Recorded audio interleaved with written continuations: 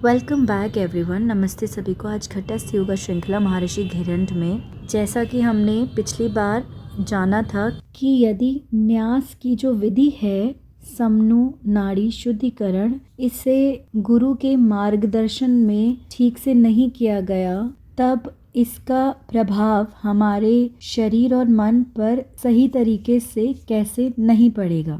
समनु नाड़ी शुद्धिकरण की विधि जानने का दिन था, परंतु विधि पढ़ने के बाद मुझे सही नहीं लगा उसे बताना, क्योंकि वह गुरु से ही जानना सही रहेगा। हम खुद भी गुरु बन सकते हैं, अंग्रेजी में कहें तो सेल्फ गुरु भी बन सकते हैं, लेकिन यह निर्णय भी ब्रह्मांड पर ही छोड़ते हैं कि यदि यूनिवर्स ने डिसाइड किया होगा, ब्रह्मांड ने निर्णय लिया होगा, तो आप तक इस विधि को ज़रूर पहुंचाएंगे।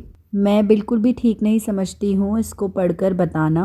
महर्षि घिरंट ने जिस विधि का उल्लेख किया है वह उच्च विधि है, और नाड़ी शुद्धि का उद्देश्य ही होता है शरीर की प्राणवाहिनी नाड़ियों को शुद्ध करना, उनसे सभी विकारों को हटाना, उनमें या प्राण के प्रवाह में किसी भी प्रकार की यदि रुकावट है तो उसे दूर करना। और प्रारंभ में जब हम प्राणायाम की शिक्षा लेते हैं तब इस बात को नहीं समझ पाते, और वैसे भी नाड़ी शुद्धिकरण करने में या करने के तरीके में, करने की क्रिया में बहुत सारी गड़बड़ियां होती हैं। जैसे सबसे पहले तो हम श्वास कहाँ से लेते हैं यही नहीं समझते, और हमारी श्वास सामान्य रूप से अनियंत्रित रहती है, और श्वास लेने की सही विधि यह है कि हम फेफड़ों की पूरी क्षमता का उपयोग करें, जिससे शरीर के आंतरिक अंगों की क्षमता और उनके भीतर छुपी हुई प्राण शक्ति में विस्तार और विकास का अनुभव हो।